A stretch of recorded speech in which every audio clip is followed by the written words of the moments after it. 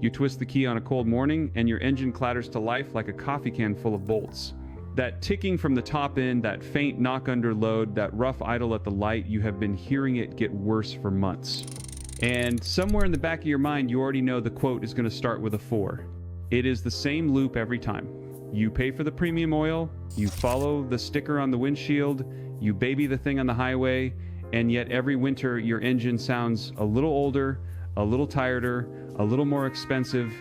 The repair bills never stop, the fuel economy keeps slipping, and no matter how careful you are, the motor never feels the way it did when you drove it off the lot. Here is the truth. Nobody at the service counter is going to say out loud. The reason your engine sounds rough is almost never the oil brand, it is almost never the spark plugs, and it is almost never worn bearings the way the shop wants you to believe. Most people pour in a thicker oil hoping it quiets the lifters. Most people dump in a bottle of cheap stop leak hoping it shuts the valve train up. And most people just turn the radio louder and pretend they did not hear it. All three of those wrong moves let the real problem keep grinding away inside your motor, day after day, mile after mile, until the noise becomes damage and the damage becomes a rebuild. In the next few minutes, I am going to show you a $3 fluid that, when used correctly, makes almost any tired engine sound brand new again, and I am going to explain exactly why 9 major dealer networks quietly discourage their techs from recommending it. We will break this down 2 ways, because there are 2 completely different reasons your engine is making that noise, and they need 2 different approaches. And at the end, I will give you the one cheap habit that locks the result in for good so you never have to chase this sound again. Part 1, the noisy top end, the ticking, the tapping, the sewing machine clatter that comes from up under the valve cover.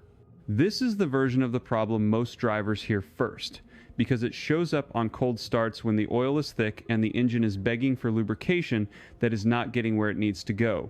Here is what is actually happening under your hood. Inside your cylinder head, you have hydraulic lifters, or in newer motors, variable valve timing solenoids and tiny oil galleries no thicker than a coffee stirrer. Those passages are supposed to fill with clean oil in the first 2 or 3 seconds after startup. But after 50, 60, 80,000 miles of normal driving, the inside of your engine is coated in a thin brown lacquer called varnish, plus a layer of carbon and oxidized oil residue. That coating narrows the oil galleries from the inside, sometimes by as much as 40%. The lifters do not fill fast enough. They collapse slightly on each stroke, and you hear it as that tick, tick, tick on cold mornings. Most people grab a heavier oil because it feels logical. Thicker oil, quieter engine, right? Wrong. Thicker oil takes even longer to reach those starved lifters, so for the first 30 seconds of every cold start, you are running metal on metal up top. Here is the reframe the old mechanics knew and the new ones forgot. Your engine is not noisy because the oil is too thin. It is noisy because the passages the oil travels through are half choked with 20,000 miles of baked on gunk. The correct method, starting with the simplest, is a high detergent engine flush done properly. And this is where that $3 fluid comes in. You are looking for a bottle of straight mineral-based engine flush with a high concentration of polyethyramine or PEA detergent, the same chemistry used in top-tier fuel system cleaners, but formulated for the crankcase. You can find it on the shelf for about $3 to $4 at any parts store. About 500 miles before your next oil change, you pour the bottle into the warm crankcase, you idle the engine for 10 to 15 minutes, never drive on it, never rev it past 1,500 revolutions per minute, and then you drain the oil hot and drop a fresh filter. What that detergent does mechanically is dissolve the varnish layer off the lifter bores, off the cam journals, and out of the oil galleries. So the next fill of clean oil actually reaches the top end at full volume. 9 times out of 10, that tick is gone before you back out of the driveway. For a more advanced approach, do the flush, run a 1,000 mile interval on cheap conventional oil to carry out the loosened deposits, and then refill with your normal synthetic that 2-stage cleanout pulls debris no single oil change can. And the mini prevention tip for part 1 is simple: never ever skip your oil filter. A cheap filter with a collapsed bypass valve is what lets varnish build in the first place, so spend the extra $4 on a name brand filter every single change.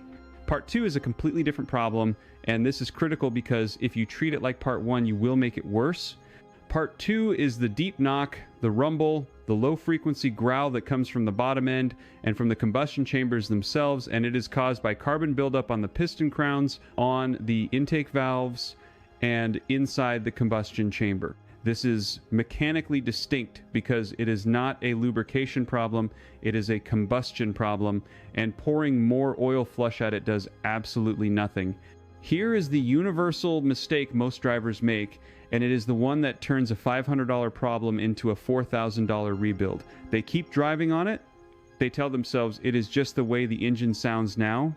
Meanwhile, the carbon deposits on top of the pistons are physically raising the compression ratio inside that cylinder by 1 or 2 full points.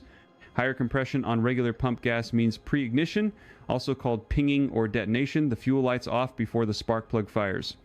Every single one of those tiny explosions hammers the top of the piston, hammers the wrist pin, and over 20, 30, 50,000 miles, it pounds the rod bearings flat. That is the cascade. Ticking becomes knocking, knocking becomes a rod bearing becomes a hole in the block, and it all started with carbon you could have washed out for the price of a sandwich. Method 1, the cheapest, and the one I would start with on any engine over 60,000 miles, is a fuel-borne PEA cleaner run through the tank at double the label dose, then driven hard on the highway for at least 45 minutes at 3,000 revolutions per minute or higher in a lower gear. The reason it works mechanically is that PEA is one of the few detergents that survives combustion temperatures long enough to actually scrub the intake valve backs and the piston crowns as the fuel burns past them. A $3 bottle, 1 tank of gas, 1 good highway run, and you will physically blow carbon out the tailpipe. You will see it as black flecks on a white rag held near the exhaust. Method 2 is the intake tract walnut or foam soak, and this is the one the dealers quietly do not want you doing at home. You pull the intake hose off the throttle body with the engine warm and idling at around 1,200 revolutions per minute, and you slowly mist a can of intake valve cleaner, the aerosol type, with a long red straw directly into the throttle bore over about 90 seconds. The solvent hits the back of the closed intake valves where fuel never touches in modern direct injection engines, softens the coke deposits, and the engine burns them off on the next few drive cycles. Cost of the can is about $8. Cost at the dealer for the same job with a walnut blast is between $400 and $700, and that is exactly why this method gets discouraged. Method 3, for the truly stubborn deep carbon knock-on engines over 120,000 miles, is the slow water drip decarbonization. With the engine fully warmed up and held at around 2,000 revolutions per minute, you slowly trickle distilled water, not tap water, distilled into a vacuum port on the intake manifold at a rate of about 1 ounce per minute for roughly 10 minutes.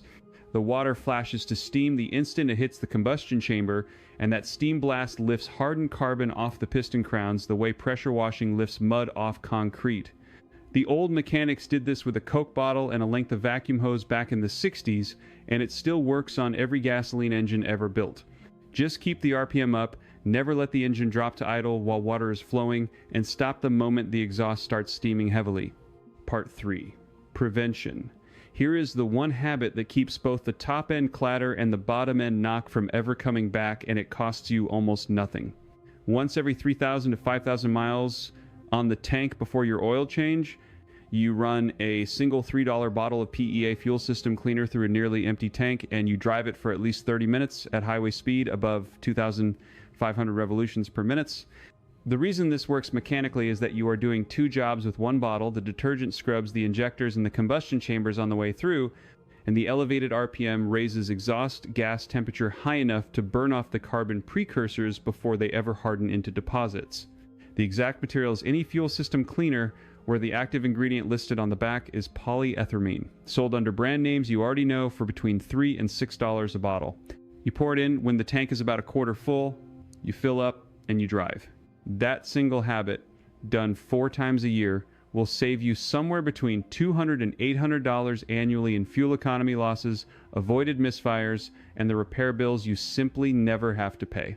Now, once you do this flush and you clean out the carbon and your engine starts running smooth and quiet again, you are going to notice something else. Almost immediately, your idle is going to feel slightly unstable for the first week, maybe a small hunt up and down between 600 and 850 revolutions per minute, and on some vehicles a check engine light for a lean code. That is not damage. That is your mass airflow sensor and your oxygen sensors suddenly reading a cleaner, more efficient burn than they have seen in years, and the computer needs to relearn its fuel trims.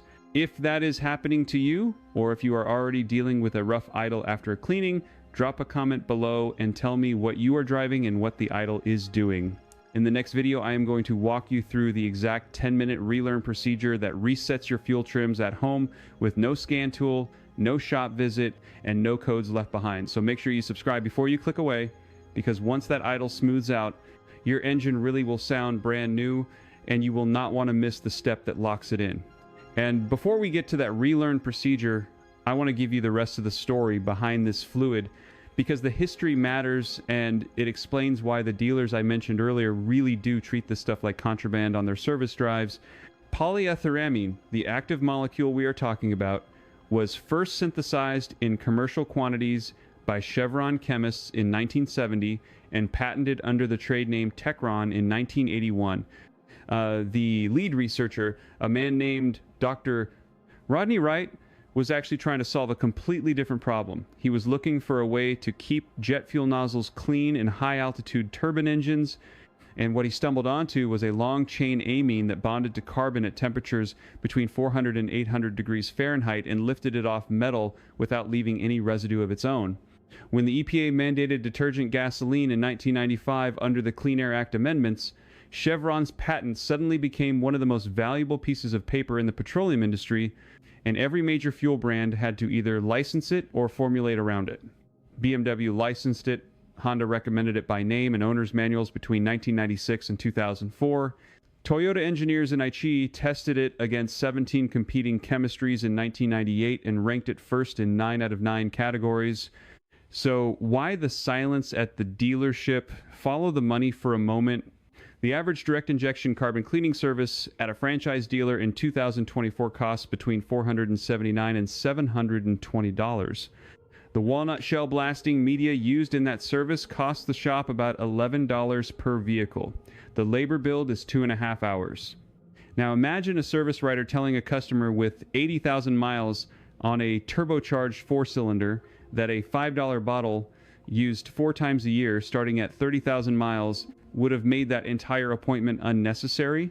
That is a $600 conversation no service manager wants happening in his lane. I spoke with a former Audi master tech in Cincinnati named Greg, who worked the line from 2011 to 2019, and he told me flat out that techs were instructed never to recommend pour-in additives, only the in-bay induction service, because the additive route, quote, did not generate a repair order. There is a counter argument, and I want to be fair to it.